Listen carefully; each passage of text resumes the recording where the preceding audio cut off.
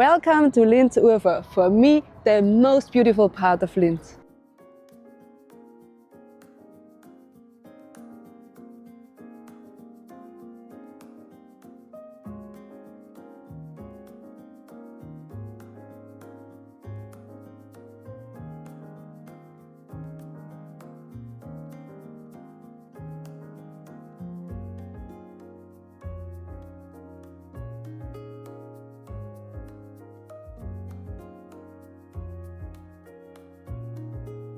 Hello friends, आज हम अपना सफ़र लिंज़ की एक मशहूर स्ट्रीट लैंडस्ट्रासे से स्टार्ट कर रहे हैं।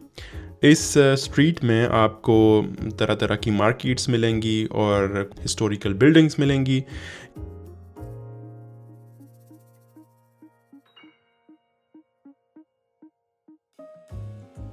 अच्छा, आगे चलते हुए मुझे यहाँ पर एक खूबसूरत सी ट्रेन मिली। इस ट्रेन को पोस्लिंगबर्ग बान कहा जाता है। नॉर्मली ये यहाँ पर मेन स्ट्रीट पे नहीं चलती। इसका ट्रेन का जो सफ़र है वो हॉपप्लाट से स्टार्ट होता है और विद इन 20 मिनट्स ये आपको पोस्लिंगबर्ग तक लेकर जाती है।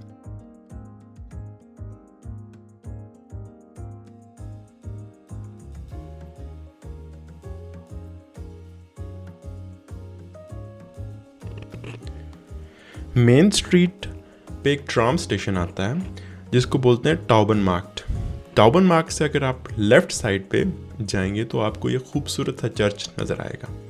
इस चर्च को मरियन डोम या लिंजर डोम बोलते हैं। इसका आर्किटेक्चर जो है ये नियो गोथिक आर्किटेक्चर से इंस्पायर्ड है और ऑस्ट्रिया के सबसे बड़े चर्चेज़ में इसका शुमार होता है। बेसिकली इसको सबसे बड़ा चर्च होना चाहिए था, लेकिन मोनार्की के टाइम में बादशाह ने डिसाइड किया कि वियना का जो चर्च है वो सबसे बड़ा होगा। ठीक है, तो उस बेसिस पे इस चर्च का जो टावर है उसको 1 मीटर छोटा रखा गया है वियना के चर्च से। जो इसकी सबसे फैसिनेटिंग चीज़ मुझे लगी है वो लाइट की interaction with this colourful Windows.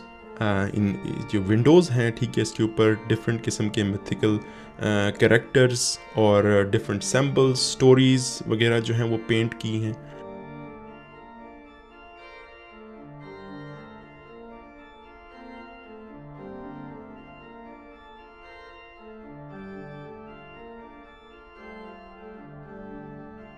इस चर्च में बहुत ज़्यादा अंधेरा रखा गया था अनफॉर्चुनेटली या फॉर्चुनेटली, ताकि आप जो है वो जो इसकी पेंटिंग्स हैं, जो इसका आर्ट है, ठीक है, उसको आप इंजॉय कर सकें।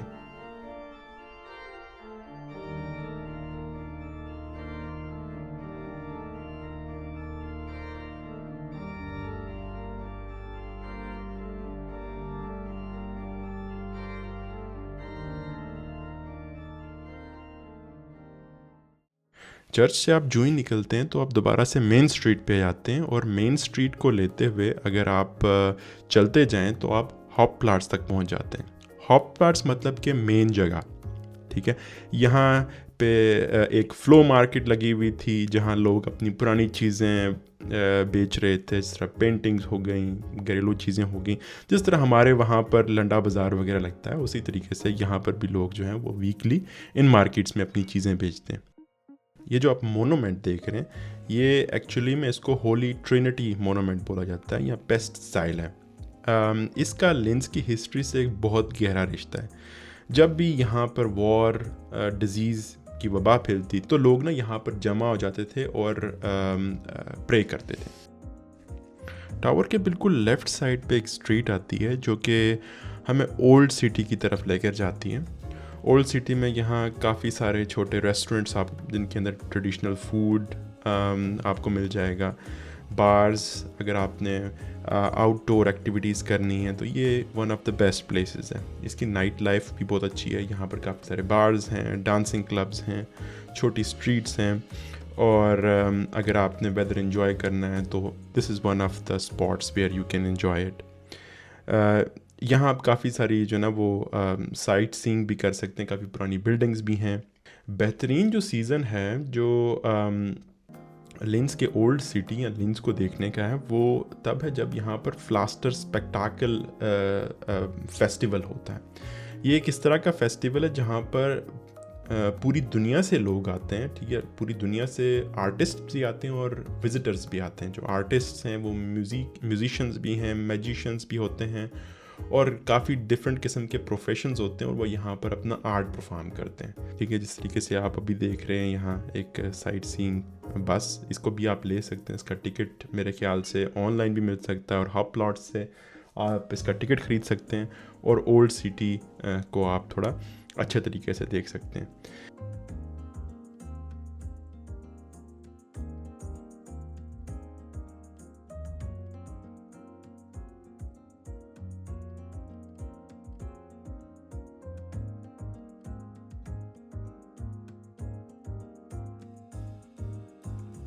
लिंस की one of the attraction sites Schloss museum है।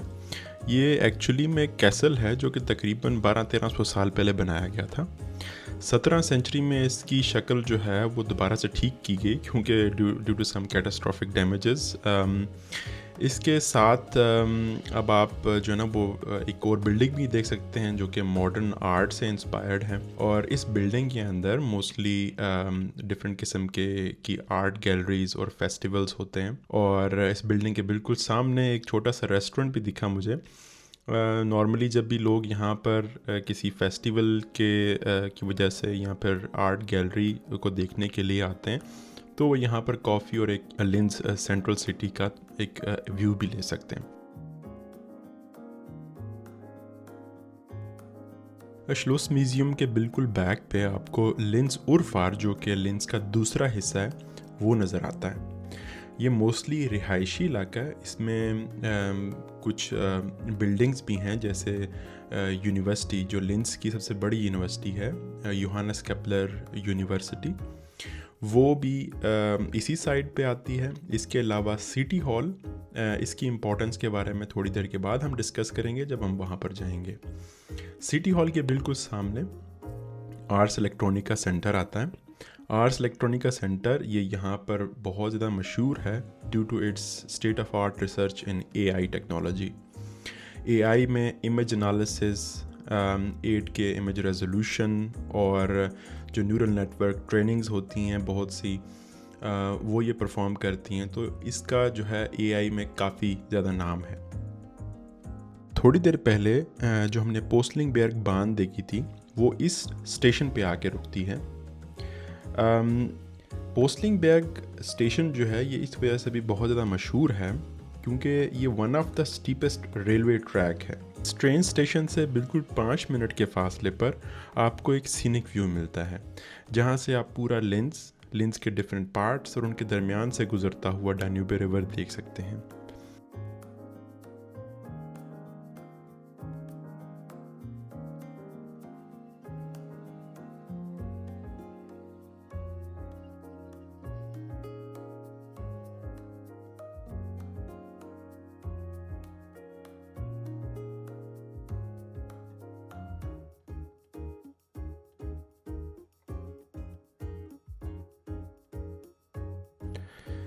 साथ में ही एक छोटा सा रेस्टोरेंट है जिसको श्लुस रेस्टोरेंट के नाम से जाना जाता है।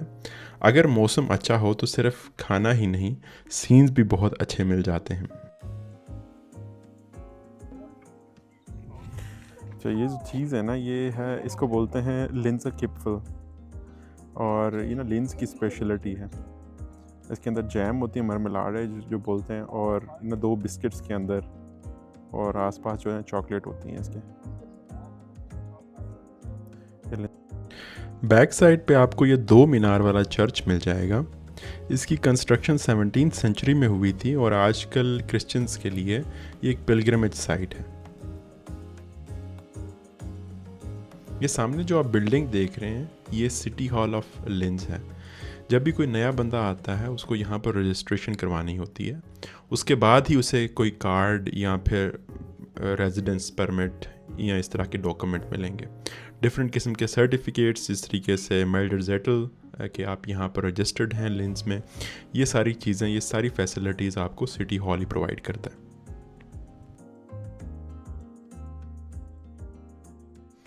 सिटी हॉल के बिल्कुल सामने एक ब्रिज है जिसे नेबलुंगन ब्रुके कहा जाता है। ये लिंस उर्फार और लिंस सिटी सेंटर को आपस में जोड़ता है। डन्यूबे रिवर पर तामीर किया गया ये ब्रिज 1938 टू 1940 में बनाया गया था।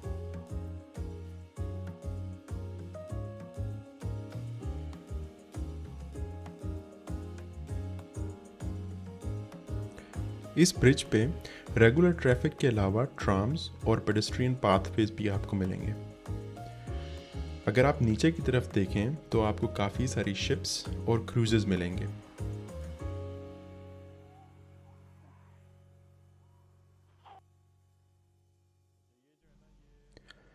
इन शिप्स में काफ़ी साइट सीइंग बोट्स हैं और कुछ यूरोप के डिफरेंट सिटीज़ से भी आती हैं।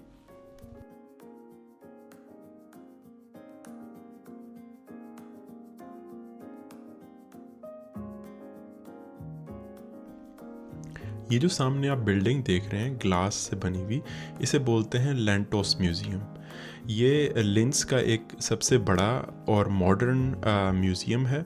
यहाँ पर डिफरेंट किस्म के आर्टिस्ट आते हैं और अपनी एग्जीबिशन, अपनी आर्ट गैलरीज वगैरह जो है प्रेजेंट करते हैं। लास्ट टाइम पे जब यहाँ पर आया था तो यहाँ पर स्पीड ऑफ लाइट के बारे में एक एग्जीबिशन था। उसमें एक वीडियो दिखाई गई थी कि किस तरीके से जो है लाइट एक लाइट ईयर में क्या क्या चीज़ें देख सकती है। तो वो वीडियो मुझे बहुत पसंद आई। आज का जो टॉपिक था वो था कि व्हाट इज़ अ गर्ल। ठीक है, तो मुझे ये टॉपिक इंटरेस्टिंग तो लगा, लेकिन मैंने ये डिसाइड किया कि मैं आगे की तरफ जाऊँगा।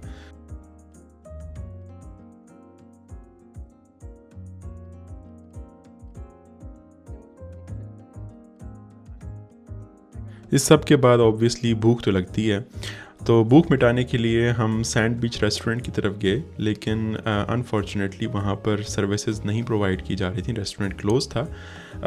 यहाँ पर ऑस्ट्रिया के अंदर विंटर टाइम में जो आउटडोर रेस्टोरेंट्स होते हैं वो मोस्टली क्लोज होते हैं। तो सैंड बीच जो है वो यहाँ पर एक तरह से जिस तरीके से नाम में ही है सैंड बीच, तो यहाँ पर जो बड़े फेस्टिवल्स होते हैं, जब भी कोई बड़ा मैच होता है, या फिर नॉर्मली आल्सो अगर आपने समर सीज़न को एंजॉय करना है तो आप यहाँ इस रेस्टोरेंट में आके एंजॉय कर सकते हैं, डन्यूबे को देख सकते हैं और साथ में पिज़्ज़ा या पास्ता वगैरह जो भी चीज़ वो ऑर्डर कर सकते हैं। अनफॉर्चुनेटली ये क्लोज था, लेकिन हमें इस रेस्टोरेंट के बिल्कुल साथ में ही एक आइसक्रीम ऑटो मशीन मिली। वहाँ से हमने आइसक्रीम ख़रीदी और डन्यूबे रिवर के बिल्कुल बैंक पे बैठ के हमने एंजॉय किया। I am definitely gonna recommend this. और ये जो जगह है, ये ग्रीनरी जो आप देख रहे हैं, यहाँ पर मोस्टली जो ऑस्ट्रियन फैमिलीज़ होती हैं वो पिकनिक के लिए, या फिर कपल्स भी जो जब भी समर होता है, ठीक है, तो स्विमिंग के लिए आते हैं और स्विमिंग के बाद यहाँ पर सन बाथिंग वगैरह लेते हैं। तो ये एक कम्प्लीटली डिफरेंट व्यू जो है वो प्रोवाइड करता है जब समर्स का टाइम होता है।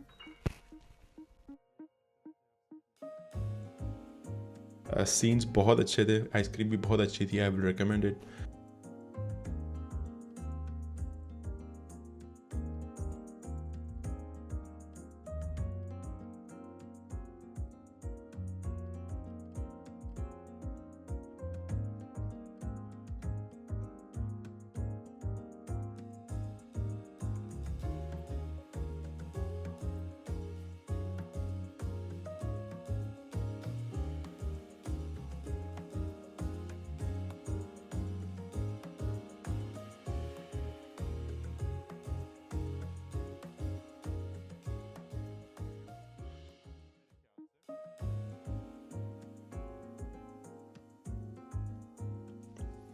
फाइनली मैंने डिसाइड किया कि इस वीडियो को एंड करते हैं विद सम सीनिक व्यूज़।